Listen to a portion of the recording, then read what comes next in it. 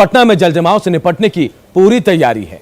लेकिन कल की बारिश ने इन दावों पर ही पानी फेर दिया और आज पूरा पटना पानी पानी हो गया है।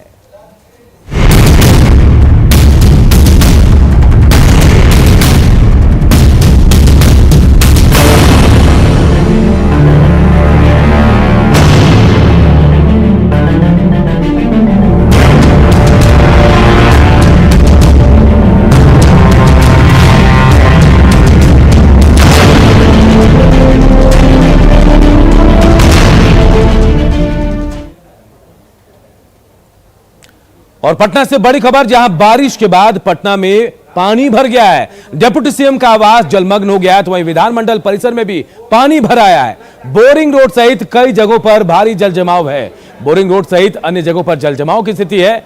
और देखिए, कल की बारिश के बाद पटना की क्या हालत है, ये हम आपको बता रहे हैं। डिप्टी सीएम का आवास भी पानी से भर गया, बिहार विधानमंडल भी पानी से भरा हुआ है। बोरिंग रोड के साथ साथ कई इलाके ऐसे हैं पटना के जो पानी से लबालब भरे हुए हैं। और यह हालत तब है जब एक दिन की बारिश से ऐसी स्थिति बनी है। दो तस्वीरें हम आपको दिखा रहे हैं। डिप्टी सीएम यानी बिहार के माननीय रेणु देवी के आवास में भी जलजमाव है। पटना आवास की तस्वीरें हम आपको दिखा रहे हैं, जहां घुटने तक पानी भरा है। तो देखिए, विधानमंडल परिसर में भी पानी भर गया, यहां भी घुटने भर पानी है।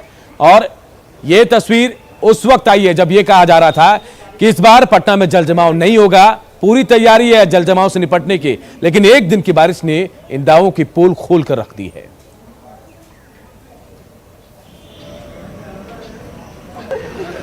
तो दो तस्वीरें देखिए, आपको यह बताने के लिए काफी है कि बिहार में कैसे एक दिन की बारिश के बाद नगर निगम के दावों की, सरकार के दावों की पोल खुल गई है। आम तो आम, माननीय भी परेशान है। और पहली तस्वीर बिहार के डिप्टी सीएम रेणु देवी के पटना स्थित आवास की, जहां पहली बारिश के बाद देखिए, एक दिन की बारिश के बाद यह तस्वीर सामने आई। और दूसरी तस्वीर विधानमंडल की, यहां भी घुटनों तक पानी भर गया है। और चलिए, सबसे पहले आपको बिहार के डिप्टी सीएम रेणु देवी के पटना आवास की तस्वीर दिखाते हैं, जो पूरी तरह से पानी से भरा हुआ है। आवास के बाहर से लेकर भीतर तक घुटनों तक पानी है। न्यूज 18 की टीम ने आवास के अंदर का जायजा लिया, तो वहां पर चौंकाने वाली तस्वीरें वहां से सामने आई। देखते हैं हमारे सहयोगी संजय कुमार की रिपोर्ट। पटना में जलजमाव की ये तस्वीर देखिए। कहने को राज्य की उप मुख्यमंत्री है रेणु देवी, और उन्हें सरकारी बंगला भी आवंटित किया गया है। ये उनका सरकारी आवास है और पिछले महीनों में वो यहाँ पर रहने आई थी। और यहाँ की तस्वीर देख लीजिए। सड़कों की बात छोड़ दीजिए, थोड़ा हम आपको आवास के अंदर लिए चलते हैं। देखिए, सुरक्षा गार्ड जो है उनके, वो गेट पर ही खड़े हैं। जाहिर सी बात है, जो जल जमाव की ये तस्वीर है वह वाकई में हैरान करती है। वीआईपी इलाका, और वीआईपी इलाके में ये उप मुख्यमंत्री जी का आवास है रेणु देवी का। और देखिए यहाँ पर किस कदर भीषण जल जमाव, चारों तरफ केवल पानी ही पानी नजर आता है। और जल कैदी बनकर रह गई हैं बिहार की उप मुख्यमंत्री रेणु देवी। और ये तस्वीर जो है, दूसरे जो उप मुख्यमंत्री हैं तारकिशोर प्रसाद जी, नगर विकास विभाग का जिम्मा उन्हीं के पास है। और उसके बावजूद ये तस्वीर जो है वो वीआईपी इलाके की बहुत कुछ बयां करती है। और ये आप लोग सुरक्षा में हैं जी। ये भीषण जल जमाव हो गया है जी, बारिश तो रात में हुई है, बहुत ज्यादा बारिश हुई है। लेकिन ड्रेनेज सिस्टम कहाँ है? उप मुख्यमंत्री जी कहाँ है? अंदर आवास में है। तो वाकई में देखिए, चारों तरफ केवल पानी ही पानी है। और ये बताने को काफी है कि किस कदर लोग भीषण जल जमाव की समस्या झेलने को अभिशप्त हैं। तमाम दावे दूसरे उप मुख्यमंत्री हैं तारकिशोर प्रसाद वो करते रहे हैं कि जल जमाव से राजधानी निपट लेगी, तमाम जो एहतियात हैं वो बरते जाते हैं। लेकिन इसी भीषण जल जमाव में हम भी आपको लिए चल रहे हैं और अनुभूति कर सकते हैं कि किस कदर यहाँ पर चारों तरफ पानी ही पानी। देखिए, दूर से तस्वीर, उनके आवास की ये तस्वीर है रेणु देवी की। और ये तस्वीर बताने को काफी है कि पटना में ये उप मुख्यमंत्री का जो आवास है वो किस कदर भीषण जल जमाव की समस्या झेल रहा है। चारों तरफ केवल पानी ही पानी नजर आ रहा है। और कई जो पेड़ पौधे हैं बड़े बड़े वो लगे हुए हैं। और निश्चित तौर पर अब देखिए ये तस्वीर है, जो सुरक्षा गार्ड है वो भी जल कैदी बनकर रह गए हैं। उप मुख्यमंत्री जो है रेणु देवी वो आवास के अंदर है और निश्चित तौर पर उन्हें भी बेहद परेशानी हो रही होगी। जनप्रतिनिधि हैं, उनसे लोग मिलने आते हैं और ऐसे में देखिए जो चेयर लगे हुए हैं वो भी पानी में पूरी तरीके से डूब गए हैं। जो सुबह में लोगों से मिलने जुलने का सिलसिला होता है वो भी बंद है फिलहाल। ये तस्वीर है बिहार की उप मुख्यमंत्री रेणु देवी के आवास की। और अब तक हमने देखा था कि कई मंत्रियों के आवास जो है वो पानी में डूब गए हैं। उप मुख्यमंत्री का आवास भी इससे अछूता नहीं है।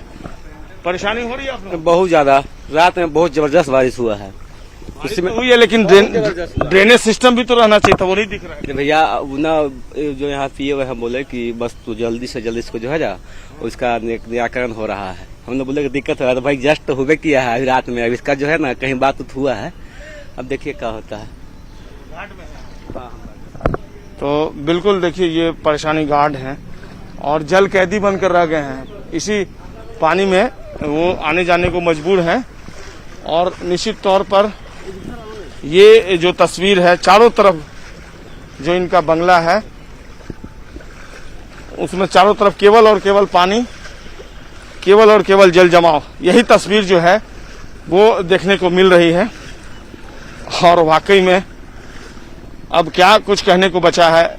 ये तस्वीर देखकर हम सहज ही अंदाजा लगा सकते हैं कि क्या यहाँ पर हालात बने हुए हैं। और आवास की जो सीढ़ी है वहाँ की तस्वीर आप देखिए, वहाँ पर भी लोग जो है वो नहीं जा सकते हैं। और निश्चित तौर पर सब चीज जो कुर्सियाँ लगी हुई हैं वो भी पानी में यहाँ पर डूबती नजर आ रही हैं। और निश्चित तौर पर ये जो तस्वीर है वो नगर निगम के तमाम दावों की कलई खोलती है। जो सीवरेज सिस्टम है उसकी हकीकत बयां करती नजर आती है। कैमरा पर्सन मनीष जुनेजा के साथ संजय कुमार, न्यूज 18 पटना। और देखिए माननीयों के आवास की तस्वीर तो आपने देख ली, अब जरा उस जगह की तस्वीर भी देख लीजिए जहां बिहार के माननीय बैठते हैं। हम बात करें बिहार विधानमंडल की, जो पूरी तरह से जलमग्न हो गया है। यहां भी घुटनों तक पानी भरा है, पूरा परिसर तालाब जैसा दिख रहा है। यह हाल तब है जब पटना में एक दिन की बारिश हुई, और अगर यही हाल रहा तो सोचिए कि जब कई दिनों तक बारिश होगी तो क्या होगा। देखिए हमारी सहयोगी संजय की रिपोर्ट। ये बिहार विधानमंडल की ये तस्वीर किस कदर यहाँ पर भीषण जल जमाव है। बिहार विधानसभा, बिहार विधान परिषद दोनों इसी कैंपस में है। और देखिए चारों तरफ केवल आपको जल जमाव की तस्वीरें नजर आ रही हैं। वाकई में ये जो तस्वीर है ये कई सवाल खड़े करती है। बिहार विधानसभा और विधान परिषद में हमारे जनप्रतिनिधि आते हैं और कमोबेश हर रोज यहाँ काम होता है। आज शनिवार है, आज भी लोग आएंगे, लेकिन तस्वीरें जो है कार्यालय आने का टाइम हो गया है, धीरे धीरे लोग यहाँ पहुंचने लगेंगे। लेकिन यहाँ की जो तस्वीर है वो चारों तरफ देख लीजिए। राजधानी पटना में जल जमाव का दंश ये कैंपस भी झेल रहा है। और देखिए जो लोग आ रहे हैं, जो कर्मी हैं जो आने लगे हैं अब कार्यालय में, वो इसी तरीके से इस भीषण जल जमाव को झेलने को मजबूर दिख रहे हैं। और वाकई में ये तत्परता जो नगर निगम की होती है वो कहीं दिखती नहीं है तस्वीरों में। यहाँ पर खासकर ड्रेनेज सिस्टम कैसा बनाया गया है कि अगर बारिश हो जाए तो पूरा बिहार विधानमंडल जल जमाव में डूब जाएगा। तो पता नहीं किस तरीके से, और ये तस्वीर पहली बार नहीं है, कई बार यही तस्वीर हमने आपको दिखाई है। और सवाल यही उठता है कि नगर निगम कहाँ रहता है, उसकी चौकसी कहाँ रहती है। अगर इस तरह की तस्वीर बिहार विधानमंडल की होगी तो आप अंदाजा लगा लीजिए कि राजधानी पटना में जो दूसरे इलाके हैं वहां पर किस कदर जल जमाव की समस्या होगी।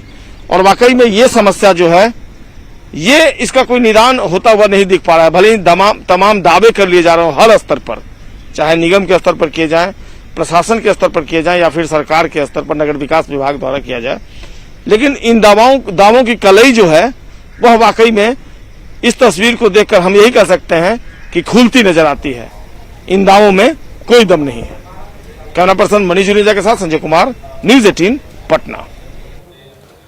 और अब बात दरभंगा ब्लास्ट केस साजिश की, जिसमें हर रोज नए खुलासे हो रहे हैं।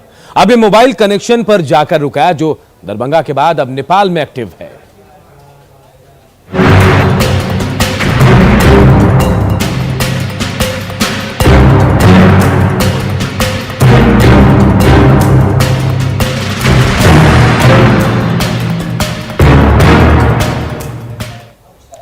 और दरभंगा ब्लास्ट मामले में बड़ी खबर हम आपको बता रहे हैं, सूत्रों के हवाले से बड़ी खबर आई है। अब तक की जांच में बड़ी जानकारी मिली है। एनआईए, बिहार एटीएस और यूपी एटीएस को यह अहम जानकारी मिली और जानकारी ये कि एक नए मोबाइल नंबर पर पार्सल बुक के नंबर से, जिस नंबर से बुक हुआ था, उस पर लगातार बातचीत हो रही थी। और धमाके के दौरान देखिए, दरभंगा जंक्शन पर यह मोबाइल नंबर एक्टिव भी था। जिस मोबाइल नंबर से पार्सल बुक हुआ था उसके सीडीआर से जानकारी मिली है और फिलहाल नेपाल से सटे इलाके में ये नंबर एक्टिव है। सूत्रों के हवाले से बड़ी खबर आ रही, देखिए ये बड़ी जानकारी, एक मोबाइल नंबर, नए मोबाइल नंबर की जानकारी जिसके बारे में कहा जा रहा है इस नंबर से बुक कराया गया था पार्सल और ये नंबर जो है वो धमाके की जगह पर दरभंगा जंक्शन पर भी उस दौरान एक्टिव था। सीडीआर से जो जानकारी मिले उसके मुताबिक ये नंबर अभी भी नेपाल से सटे इलाके में एक्टिव है। एनआईए, बिहार एटीएस और यूपी एटीएस को यह अहम जानकारी मिली है और इस लीड को लेकर इस नंबर को तलाशा जा रहा है, किसके पास ये नंबर है, कौन है, तमाम चीजों को खंगालने की कोशिश की जा रही है।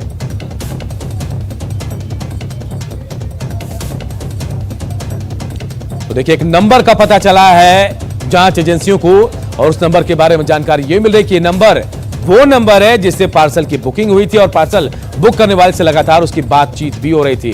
हालांकि ये भी कहा जा रहा है कि ये नंबर जो है जिस दिन धमाका हुआ था दरभंगा जंक्शन में, उस दौरान वहां पर एक्टिव भी था, मौजूद था ये नंबर और बाद में धमाके के बाद जो सीडीआर से जानकारी मिली है उसके मुताबिक ये कहा जा रहा है कि मोबाइल नंबर अभी भी एक्टिव है, लेकिन वो एक्टिव है नेपाल के सटे इलाकों, नेपाल के जो इलाके बिहार से सटे हुए वहां ये नंबर अभी भी एक्टिव है। इस लीड को लेकर अब तमाम लोग छानबीन कर रहे हैं, जांच एजेंसियां जांच कर रही है और पता लगाने की कोशिश कर रही है कि आखिर ये नंबर किसके नाम से है, किसके पास था और फिलहाल कहां पर एक्टिव है। और हमारे सहयोगी अमित भी हमारे साथ जुड़ गए हैं, दरभंगा जंक्शन से जुड़े हुए हैं। अमित का रुख करते हैं। अमित, सबसे बड़ा सवाल, एक नया नंबर मिल गया है, हर रोज नए खुलासे हो रहे हैं और नेपाल के सटे सीमा पर बताया जा रहा है यह नंबर अभी भी एक्टिव है, वो सीमांचल का इलाका। और सवाल एक बार फिर यही उठ रहे हैं कि सीमांचल का जो इलाका है क्या ऐसे लोगों के लिए सेफ जोन बन गया है?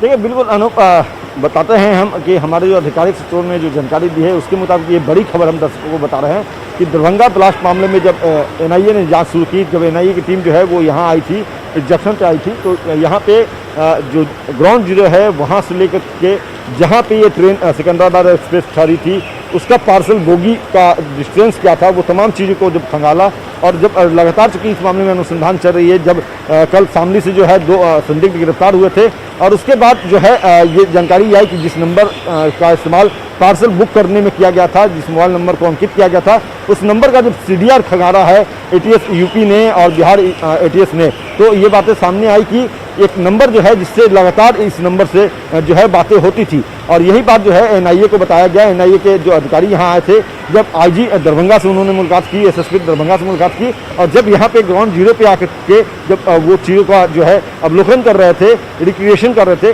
तो इस दौरान जो है ये जानकारी मिली है। तो फिलहाल बताया जा रहा है कि यह जो नंबर है वो नेपाल से सटे जो है इलाके वहाँ पे एक्टिव है। सबसे अहम बात यह भी है कि यह नंबर जिस दिन यहाँ पे स्टेशन पे ये धमाका हुआ था, इस दरभंगा स्टेशन पे जब धमाका हुआ था तो वो नंबर इस दरभंगा स्टेशन पे एक्टिव था।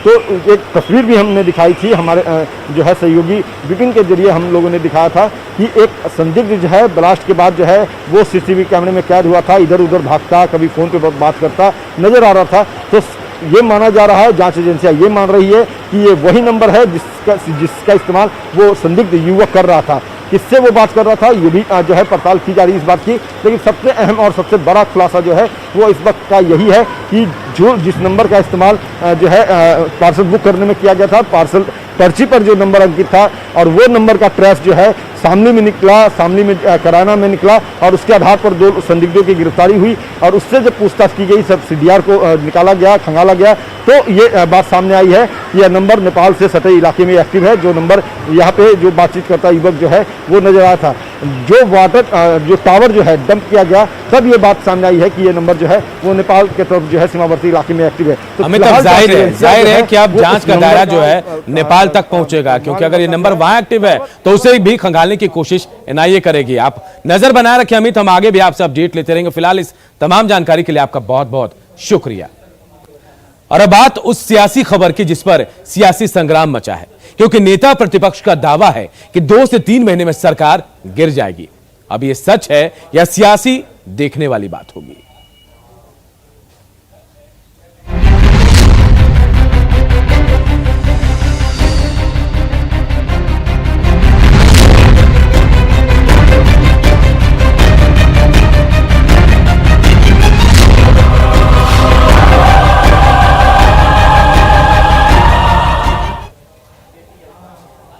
तो सियासत में बयान बहुत मायने रखते हैं। शुक्रवार को बाढ़ से कटाव का जायजा लेने पहुंचे तेजस्वी यादव ने सरकार को लेकर ऐसा बयान दिया कि पूरी सियासत गर्मा गई। इसके बाद सियासी मैदान से जुबानी तलवारें खींचनी शुरू हो गई हैं।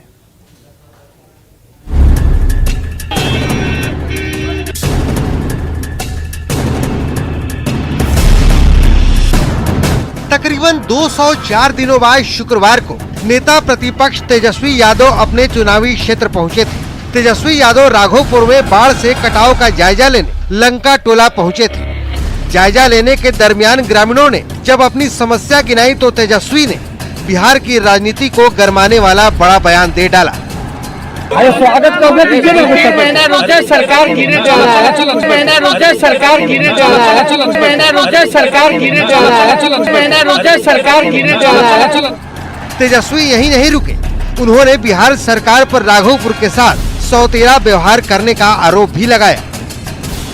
कहीं ना कहीं से हमने, यहाँ के लोग कहते हैं कि भाई लालू जी का क्षेत्र रहा, तेजस्वी जीतते हैं यहाँ से चुनाव, इसलिए भैया काम मत होने दो। तेजस्वी के बयान के बाद महागठबंधन में शामिल कांग्रेस ने भी सरकार को लेकर सुर ऊंचा कर लिया और एक बार फिर सत्ता पक्ष में टूट का दावा ठोक दिया। बहुत सारे सरकार के एमएलए हमारे साथ हैं, हम लोगों के संपर्क में हैं और तेजस्वी यादव ने अगर ये बात कही है, नेता प्रतिपक्ष ने ये बात कही है, तो इस बात को गंभीरता से लेना चाहिए। नेता प्रतिपक्ष की बात में दम है। तेजस्वी के बयान के बाद सत्ता पक्ष ने भी करारा प्रहार किया है। जेडीयू ने पिछले कई हवाई दावों की याद दिलाई तो बीजेपी ने तेजस्वी के बयान को सत्ता के लिए सपना करार दिया। लंबे समय से उनके क्षेत्र की जनता भी उनको ढूंढ रही थी, उनके लापता होने का पोस्टर्स भी लगा रही थी, लेकिन इनके कान पर कहां जू रही थी। इनको जब आना था तभी आए। क्षेत्र में भ्रमण भी करते हैं और कहते क्या है कि सरकार गिर जाएगी। अरे लंबे समय से इनके नेता प्रवक्ता कह रहे हैं कि होली के बाद, दशहरा के बाद, नए साल में, खड़मास के बाद सरकार गिरेगी। अरे जनता ने इनको सत्ता से बाहर कर दिया है, लेकिन इनका सत्ता विलाप आज तक बंद नहीं हुआ है। तो सपना देख रहे हैं कि 2-3 महीने में ही सरकार जाने वाली है। इनका सपना रह जाएगा। चुनाव में पराजय हुई है और उस पराजय को अभी तक झेल नहीं पाए हैं और अब तो बिहार की जनता जो उनको चुनाव में उनका समर्थन किया था, वह खुद पछता रहा है कि कैसे व्यक्ति को मैंने अपना समर्थन किया है जो कभी परिस्थितियों का सामना नहीं करता है। जाहिर है तेजस्वी के बयान के बाद सियासी मैदान से अभी और जुबानी तलवारें जरूर खींचेंगी। न्यूज 18 के लिए पटना से रवि एस नारायण के साथ साकेत कुमार और संजय कुमार की रिपोर्ट। इधर हम पार्टी ने भी तेजस्वी यादव पर हमला बोला और कहा कि दिन में सपने मत देखिए। मैं बता देना चाहता हूं कि दिन में सपने जरूर देखिए, लेकिन सपनों को जमीन पर उतारने के लिए मेहनत करना होता है और ये मेहनत आजकल दिल्ली में कर रहे हैं। तो जब आप दिल्ली में मेहनत करिएगा तो बिहार में मुख्यमंत्री कैसे बनिएगा? और देखिए तेजस्वी के दावों के बीच सत्ता पक्ष ने भी पलटवार किया है।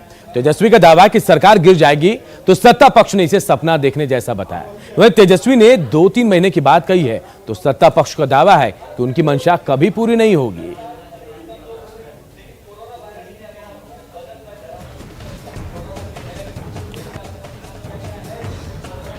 तो देखिए तेजस्वी ने क्या दावा किया और सत्ता पक्ष का क्या पलटवार है, यह हम आपको बता रहे हैं। 2-3 महीने में सरकार गिरेगी तेजस्वी ने कहा, तो सरकार ने कहा कि सरकार गिराने का सपना देख रहे हैं तेजस्वी। 2-3 महीने रुक जाइए, यह कहा तेजस्वी ने। तो सरकार सत्ता पक्ष की तरफ से कहा गया कि उनकी मंशा कभी पूरी नहीं होगी।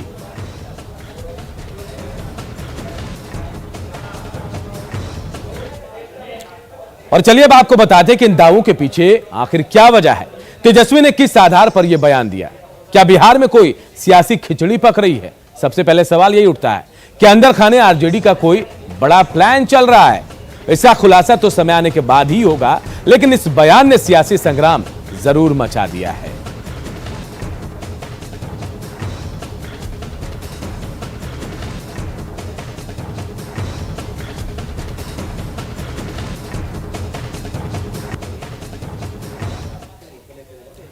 और अब बात मुंगेर की, जहां हथियारों का अवैध निर्माण और सप्लाई करने वाले गिरोह का भंडाफोड़ हुआ है, जिसमें भाई बहन मिलकर हथियारों का निर्माण और सप्लाई करते थे। भाई चंदन भगत गंगटा थाना क्षेत्र में बांस बिट्टी में हथियारों का निर्माण करता था, जबकि बहन साधना देवी हथियारों की अवैध सप्लाई करती थी। एसटीएफ और जिला पुलिस ने बहन की निशानदेही पर भाई को भी हथियारों के जखीरे के साथ पकड़ा है। इसमें एक दिन पहले बहन को 13 पिस्टल और 100 कारतूस के साथ पकड़ा गया था। चंदन को गंगटा थाना क्षेत्र से गिरफ्तार किया गया और पुलिस ने मिनी गन फैक्ट्री का भंडाफोड़ भी किया है। मौके से पुलिस ने निर्मित और अर्धनिर्मित हथियार भी बरामद किए हैं। कारतूस भी भारी मात्रा में यहां मिले हैं।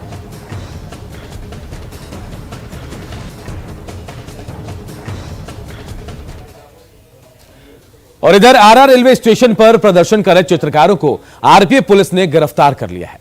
रेलवे स्टेशन पर पारंपरिक भोजपुरी चित्रकला को प्रदर्शित करने की मांग को लेकर 25 दिनों से भूख हड़ताल ये लोग कर रहे थे। कलाकारों ने पूर्व मध्य रेलवे को ज्ञापन भी सौंपा था। प्रदर्शन के दौरान आरपीएफ के जवानों ने धक्का मुक्की का आरोप लगाते हुए प्रदर्शन कर रहे 5 कलाकारों को गिरफ्तार कर लिया।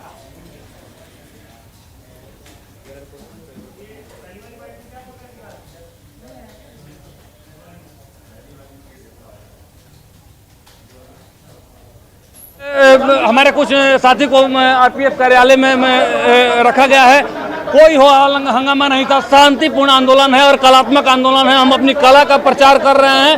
हम रेल प्रशासन से मांग करते हैं कि हमारे साथी को जल्द से जल्द रिहा किया जाए, नहीं तो और उग्र आंदोलन किया जाएगा। भैया को रिहा करो। रुक प्रदर्शन हम लोग करने के लिए तैयार है। इनकलाब जिंदाबाद जिंदाबाद। प्रधानमंत्री आते हैं, भोजपुरी में बात करते हैं, बावजूद आप भोजपुरी की लड़ाई लड़ रहे हैं। यहाँ रेल प्रशासन इस तरह।